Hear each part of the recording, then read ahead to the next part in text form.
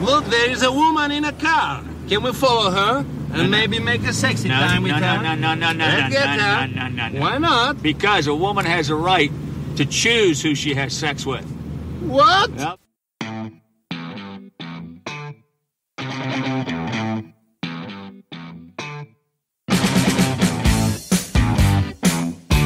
Welcome to the Hollywood in Toto podcast, the right take on entertainment.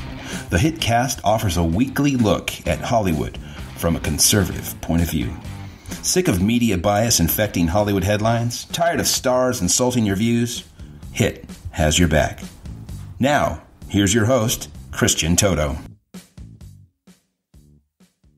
Welcome to episode 145 of the Hollywood in Toto podcast, the right take on entertainment. This week we're speaking with comedian Adam Yenser. He's an Emmy Award-winning writer for The Ellen DeGeneres Show and that rare right-of-center stand-up comedian. He doesn't back down when telling political jokes, even in liberal L.A. But it's how he does it that's going to grab your attention. Well, what's the ultimate dog bites man story these days? Robert De Niro gets political during an award show gala. The Irishman star did it again at the SAG Awards on Sunday, although in his defense, he wasn't nearly as crude as he usually is. Maybe the 76-year-old is finally growing up. Here's what he had to say. As a citizen, I have as much right as anybody, an actor, an athlete, anybody else, to voice my opinion. And if I have a bigger voice because of my situation, I'm going to use it whenever I see a blatant abuse of power.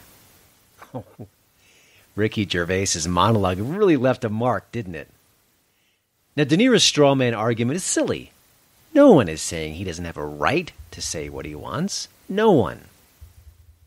The issue here is context, purpose, and perspective. Is a single heart or mind changed by De Niro's latest diatribe against Trump?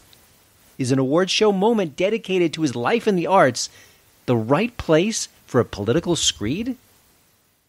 Is De Niro, who routinely speaks in the ugliest ways possible, being a bit hypocritical for attacking Trump for his hard elbow tactics? You know, today's stars think they'll move the cultural needle with just one more lecture, one more finger-wagging stand against, well, just fill in the blank.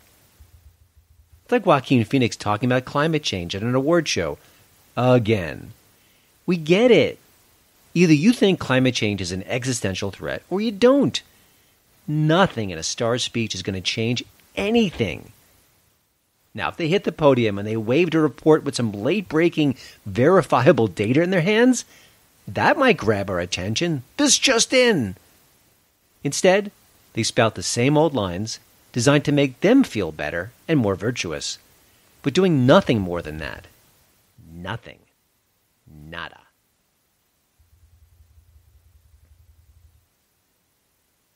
And now here's the HiT tweet of the week.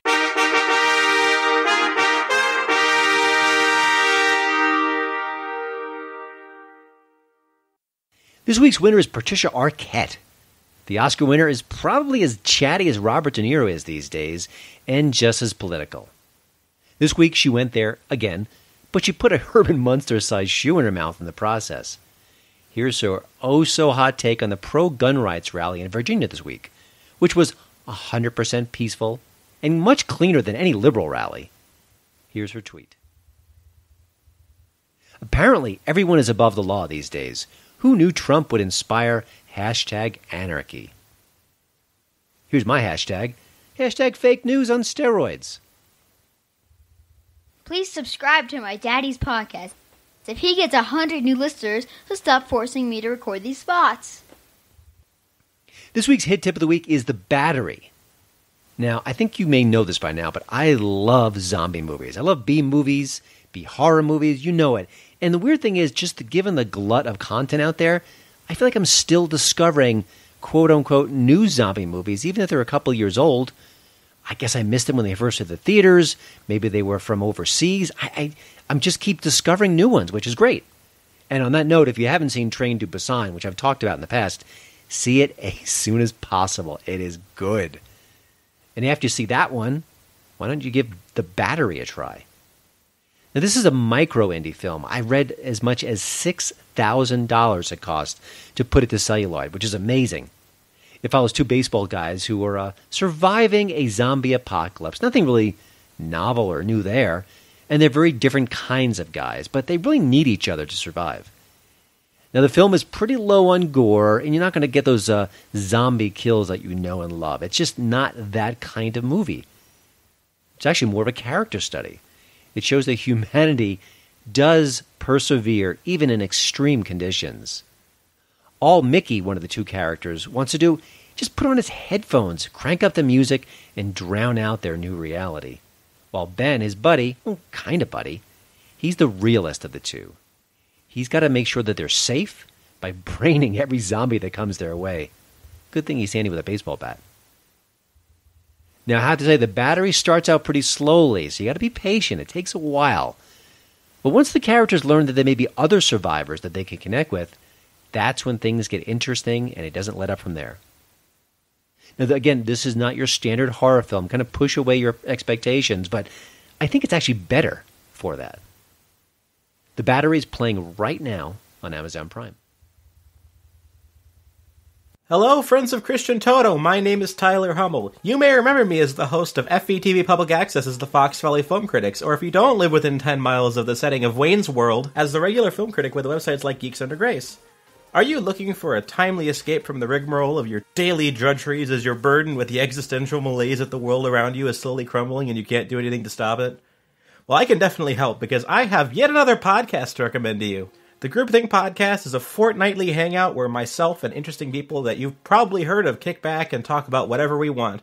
Recently, we've had vulnerable conservative voices like Esther O'Reilly, Alfonso Rachel, Faith Moore, Kyle Mann, Sean Malone from the Foundation for Economic Education, Calvinist theologian Emily Urban, and the Daily Wire's own Jacob Arion as guests. These conversations cover everything from economics to theology to Hollywood and much more. We've got a number of amazing guests coming up in the next couple of months, so definitely come check us out on YouTube or SoundCloud. Just look up the Groupthink Podcast at the Groupthink Productions channel. Again, that's the Groupthink Podcast at the Groupthink Productions channel. We're not the most popular podcast online, but we're definitely a podcast.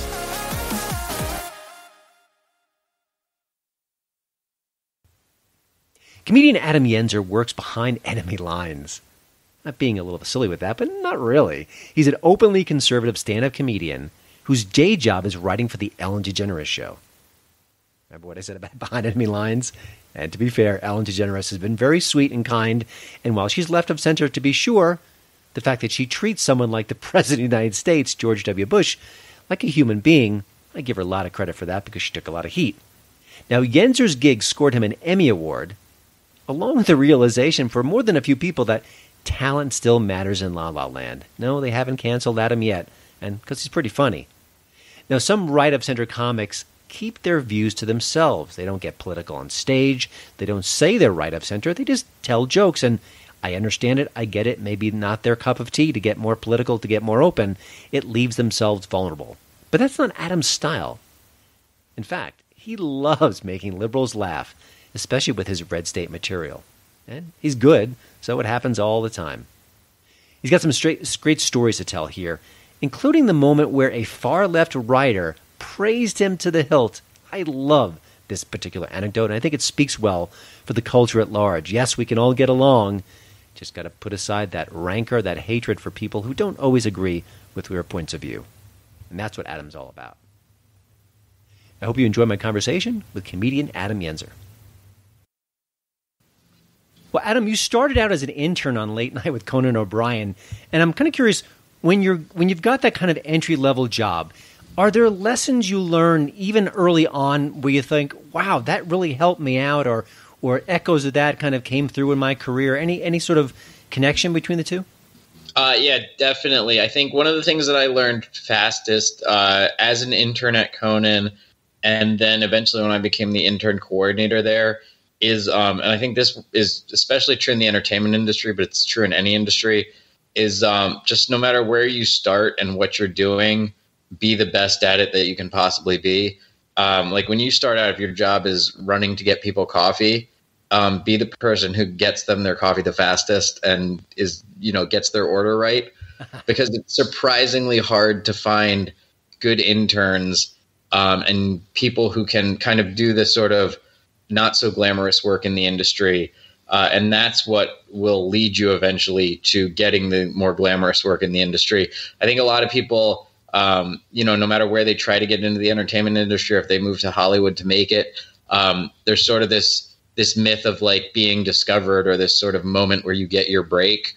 That happens, but it's extremely rare. I mean, most people that I know, started off at the bottom and were interns and then production assistants, and then they were someone else's assistant, and they were working long hours. Like when I was an intern, there would be, the end of the day, and one of the, video researchers would have a run to send us downtown to pick up videotapes for the next day. Mm-hmm. And I was amazed at how many interns with this kind of big opportunity would just be like, oh no, we're off the clock. We gotta leave. There was me and maybe one or two others that would always be there at the end, just saying, yeah, if I have to stay here another hour and do that, I want to make the most of this that I can and be the best that I can at it. And that's a good Hollywood story, but that's a good any job story. You're going to give the extra mile. Yeah. So, like what I always tell people, and this is sort of outside of the entertainment industry, but my first job when I was growing up was at a fast food restaurant in Pennsylvania, a hot dog stand called Yakko's. And I always say, like, you could tell even working in a fast food job when you're like a teenager, you could tell with people's attitude towards work who was going to make it and who was going to be successful and who was going to have struggle with that just because of the way they treated that first job. Interesting. Now, as a comedian, you started out in the classic way, open mic night, and I'm sure it wasn't perfection by any stretch, but how do you go from that moment and all its flaws into a working comic who can pay the bills? Like, what's the biggest transition? Is it just the reps? Is it working on better material? Is it comfort, or is it all the above? How do you get from A to B? Because that seems like a tremendous leap that obviously you did. Yeah, as far as just like improving, confidence and like your stage presence, I think is a huge part of it. For me, I'm trying to think. It's just like I think one of the I don't know that there's any secret to it, because I think the comics I know who have made it, a lot of people make it different ways. Some people get discovered at a club and get on a late night show. Some people wind up finding an agent or a manager first that kind of helps them along. There's people who like to, write their own project and try to get like a sitcom or at least, a one-person show at a theater somewhere. I know people that have done it all different ways. I mean, the biggest thing is just getting up there and doing as much stage time as you can, and just getting more comfortable with it. And I think like one of the big things is, like, especially if there's people listening who want to get into stand-up comedy, is when you're starting out, you're not going to be like a prolific writer that, has an hour of new material every year. It's all about just going out there and remembering that your material is new to the audience and kind of running the same, whether it's a 5-minute set or a 10-minute set or a 15-minute set, kind of running that material over and over and over again and perfecting it and making sure you have every laugh that you can get out of that material and making it right. I see a lot of comedians at open mics and stuff that, they'll throw out their material every week and try to come back with new stuff. And some of it's funny and some of it isn't, but it's like you got to kind of keep refining that material. And then I'm trying to think if I would say what's like the key to making that next step. It's just getting yourself in front of as many audiences as you can. And a lot of times, getting up at the clubs just depends on networking with other comedians and meeting people, which I'm not always the best at networking. But just from doing shows and stuff, you get to meet people, and then you might find another comic who's running a show at a club, and they'll put you up there. And then hopefully whenever you go up there, you'll do well, and the bookers at the club will see you there. Gotcha. That's interesting. Obviously writing for Ellen DeGeneres isn't your average gig. To be on a long running show, it's such a rarity, and I think we take them for granted. When you're writing for the show, is there an audience avatar that you kind of keep in mind, the average viewer, something that kind of helps connect you with the show or kind of keeps you on an even keel in a way? I like, after writing there for so many years, we kind of know our audience pretty well. I think it was hard for me when I was starting out because I came from a late night background, and that's kind of what I grew up with. So a lot of the sort of jokes that I like that were either more political or sometimes were more absurdist. They weren't necessarily the same type of jokes that you do in daytime. For me, like at our show, I would say the trick to kind of writing for our show is to know, who our audience is.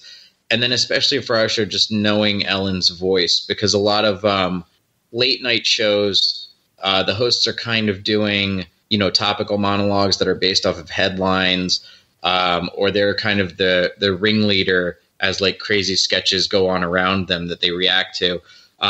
What's kind of unique about Ellen's show is like everything is from her perspective. So it's, you have to keep in mind what is her take on things and what is, everything has to be written in that voice and for that audience. I don't know that I would say that there's one, type of audience member that I keep in mind for it. I think stereotypically people think of Ellen as having a female middle-aged audience, and that's a big part of it. But there's also a lot of, college kids and men and older people and younger people. And it's a huge demographic. So you kind of try to find things that will make all of them laugh, and not sort of lose or alienate any of them. Yeah, sort of her brand is so specific and so positive and so charming. It is unique in a kind of a wonderful way. As part of what I want to talk to you about is being right of center, being open about being right of center. And I didn't know if there was sort of a statement you made along the way where you said, "Hey, I am right of center," or was it always part of your persona? What was that like? And did you? That's what I say every morning when I walk in the office. Every morning I remind everyone I'm a Republican. This just in. Yes, exactly. In case you forgot, I haven't gotten up the balls to wear my "Make America Great Again" hat to the office yet, but I've always been open about it. I don't know that it was ever just it's funny because it sounds silly to say that there was ever a moment where I just made the statement and I was like, I'm conservative. But as much as it wasn't, one big statement like that, I feel like that's a thing that I've definitely just had to come out and say numerous times, wherever I was working, because in the entertainment industry, in Hollywood, in comedy, everyone kind of enters into the conversation, assuming that everyone is left of center or even very progressive and liberal, at least liberal in the modern political sense. But, so I would always, I would never hide it. I would always say that I was conservative. If I got into political discussions with people I worked with or with other comedians or people in the entertainment industry, I almost always, stand up for, what I believe and will openly disagree with them. But at the same time, in the way that I think I try to sort of walk the line and play it smart is that I try to be respectful in the conversations. I mean, sometimes political debates get very heated. But the other thing is that I'm not like, I don't back down from an argument, but I try not to be like super confrontational in a sort of condescending way about it. Yeah. And that's a tact I think we should all do, just because. Yeah. That's one of my big problems, I think, with political comedy in general. And so this is speaking to a sort of different issue, but like when I do stand up and I do conservative jokes, I always want stuff that will make everyone laugh, regardless of whether they believe, agree with me or not. And I think that's one of the big problems that I have with a lot of the political comedy that's out there right now. Like when I was growing up, I loved The Daily Show with Jon Stewart, and I liked The Colbert Report. And now, even though I was conservative and they were, taking shots at conservatives a lot, I think a lot of the stuff they were doing at that time was so genuinely funny, and sort of it was clear that the humor came first. I think now a lot of political comics on both sides kind of put the politics first and either try to get applause or try to get a message across rather than considering whether it's something that will make everyone laugh. So you have these very like polarized shows, like, a lot of the late night shows, Colbert, Samantha Bee, I think are sort of mean-spirited political jokes. And then on the right, you have like Steven Crowder, who's popular among, a lot of people on the right. But I don't think on either side there, I don't think their comedy makes anyone laugh who doesn't already agree with them. They're kind of just preaching to the choir. Yeah. When you're telling political jokes, let's just say the show is just opened up and you're just kind of getting your feet wet with the crowd. Are there sort of softball political jokes that kind of read the room and then you can kind of get more specific as you go along and just think, oh, I maybe don't want to go there tonight? Or is it sort of that kind of thing? I always want to go there every night. if they're really if they're a really left-leaning crowd, that just makes me want to go there more. Okay. But I usually structure my set around doing non-political jokes at the top and just kind of winning the crowd over that way. Mm-hmm. And then I have a few jokes that I start to work in that kind of reveal that I'm more right of center. And then after I have the crowd on my side is always when I just outright, I have a joke outright where I say, I'm Republican, I'm conservative. But all my jokes are structured around kind of standing by my point of view, but I also like to see how far I can push the audience, but still win them back. So given that a lot of comedy audiences, especially in LA, are predominantly left-leaning, a lot of my jokes that reveal my point of view also have a nod in them to the fact that I know the audience disagrees. Mm-hmm. So I kind of know that I'm walking that line. And I think that makes it like fun for the audience. And it makes it fun for me too, because I like that tension. I think there's a lot of comedy there. Like the one I've been doing lately that I love is at the point in my show where I reveal, that I'm a Republican.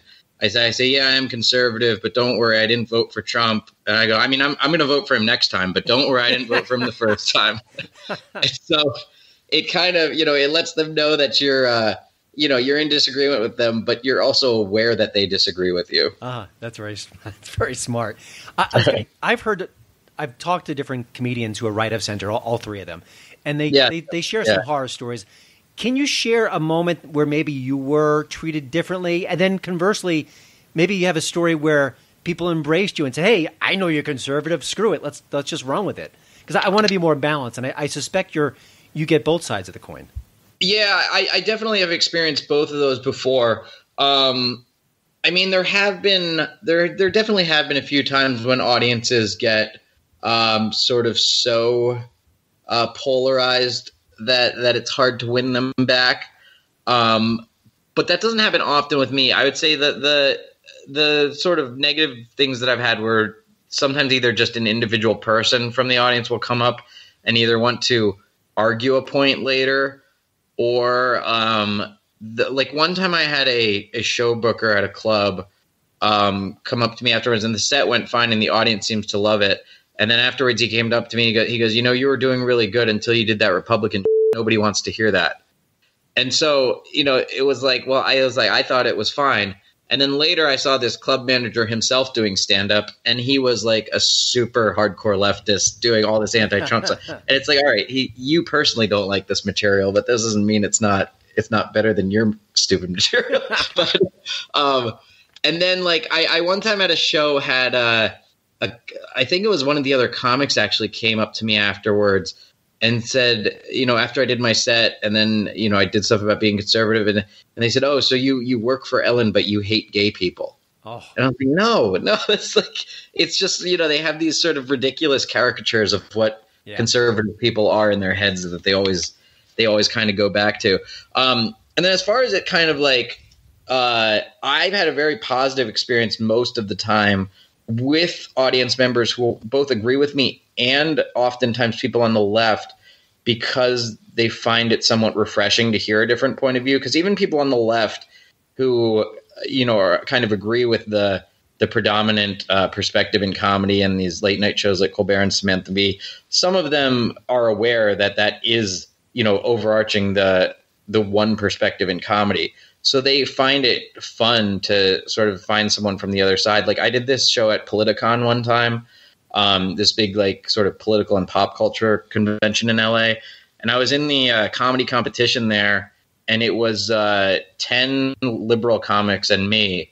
and I wound up winning it. And that was one of the best experiences I had, because the judges for that competition were Merrill Marco, who created The Late Show with David Letterman, and Liz Winstead, who created The Daily Show. Oh my! And later on at Politicon, they all did like kind of a Q&A panel, and somebody in the audience had asked Liz Winstead, "What was your favorite part of this political convention?" It was the first year they had done it, and she said, "I was hosting a stand-up competition earlier, And the guy that we picked to win it, he had the funniest jokes and he was conservative. And she goes, I didn't agree with a single thing he said, but he was the best comic up there. And it was refreshing to see that point of view. So that was, a very flattering for me. I love to hear that from someone like that I respected, because of what she's done, even though, again, like I disagree with her politics.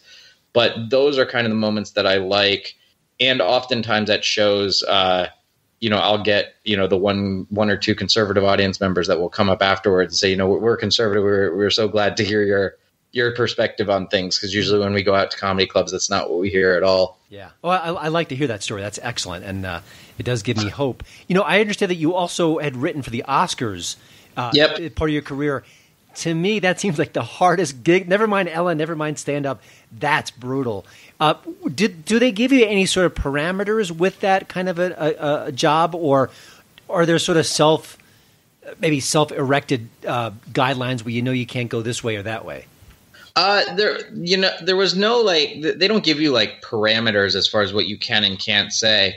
I wrote for it when Ellen hosted, so it's more just the thing that sort of controls it is what she will and won't do, and kind of again it goes back to just like writing for the show. It's kind of writing in her voice. Now on that show, because it's on in prime time and there's a different audience, the tone can change a little bit. But it's more Ellen's voice that controls it than they don't really give you strict parameters you can say this or you can't do that.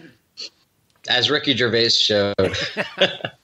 Well, speaking of Ricky, I cover a lot about cancel culture. And by the way, I think someone named it late last year, cancel culture. It's a brilliant name, but I feel like the person who did it should get some sort of credit. But, we're hearing Dave Chappelle and Ricky, Bill Burr, and they've been fighting against it. But where do you think we are culturally with this cancel culture syndrome?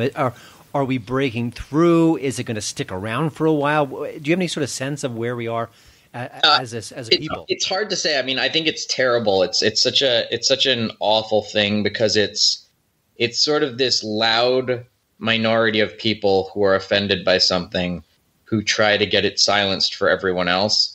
Whereas, in the old days, if you don't like something, I'm not saying you can't not like something or disagree with it, but, change the channel or watch something else. It's this weird thing now where people are going out of their way to try to, just take away something that they disagree with so that no one can hear it. You see that a lot, especially with when people joke about the transgender community is a big thing right now. Where if you can't tell any jokes at all that hurt, those people's feelings.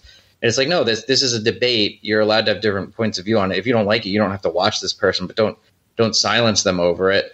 I have hope in I go back and forth on it because I think what's frustrating about it for someone like me who's always been a conservative comedian is that this is the type of thing that conservatives have been warning about and, conservative comedians have been joking about for years about the way PC culture would, come back and bite us in the ass, that it would wind up being censorship, that, you'd wind up canceling people and, basically infringing on freedom of speech in a way.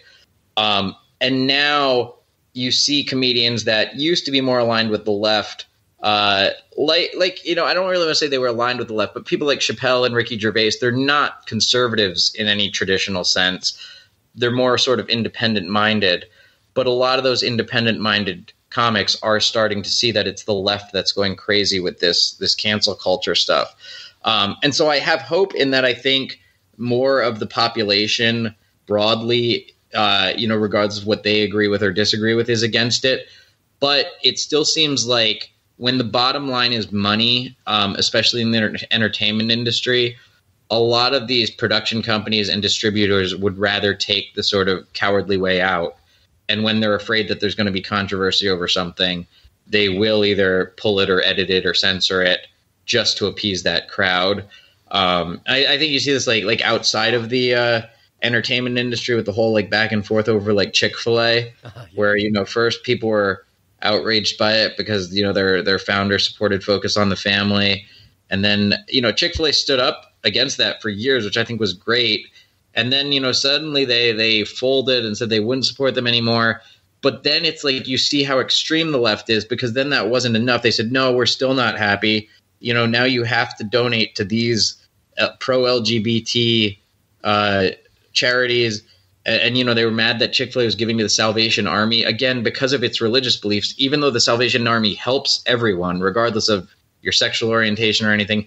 It was just that they had traditional Christian beliefs that, the left can't stand that. And so then it's bad for everyone when you see something like Chick-fil-A where they sort of gave into this hate mob, and then they alienate their Christian base by doing that.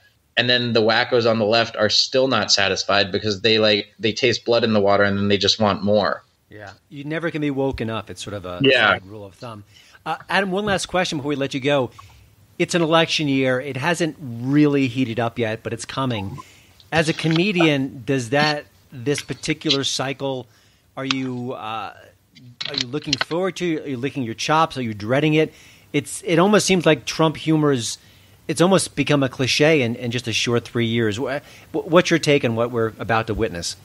I look forward to it in the hopes that, new funny things or new sort of fodder for comedy will come up. I have sort of the Trump fatigue. As far as comedy goes, I mean, I think he's doing a great job. But as far as writing jokes about him goes, it's like I think everything has kind of been said or done already. What makes it hard for nowadays, I think, is just that there's so many late night shows and there's so many different platforms for comedy specials right now. Like you have Netflix and HBO and Amazon Prime and all this stuff. And then you have Twitter also. And you just have 100,000 people all trying to write the same joke about every story that happens every day. Yeah. And so I kind of get fatigued by that, and that's where I kind of see it as as a benefit to me that I am one of the few conservative voices out there because I'm writing from a different point of view on these things. So I think the election cycle can be fun. But I do get I get fatigued when the news cycle is kind of consumed by some version of the same story over and over and over again. Gotcha. Yeah. Excellent. All right. Well, thank you again, Adam, for joining the HiTcast. Definitely. Thank you so much for having me. Yeah. Now you can see Adam January 22nd at the Federal Bar in North Hollywood and January 25th at the Flathead Lake International Cinema Fest in Polson, Montana. All these dates and more will be on the HollywoodInToto.com show notes page, including the website AdamYenser.com for all things about Adam, his upcoming gigs, videos, you name it, it's there. Appreciate your work. I love your attitude, and say hi to Ellen for us. Great. Thank you, Christian. Well, thanks again for listening. Don't forget to check out HollywoodInToto.com for both the show notes and, of course, the latest entertainment news. Please follow me at Twitter at HollywoodInToto. And we'd love it if you leave a podcast review over at iTunes. See you next week.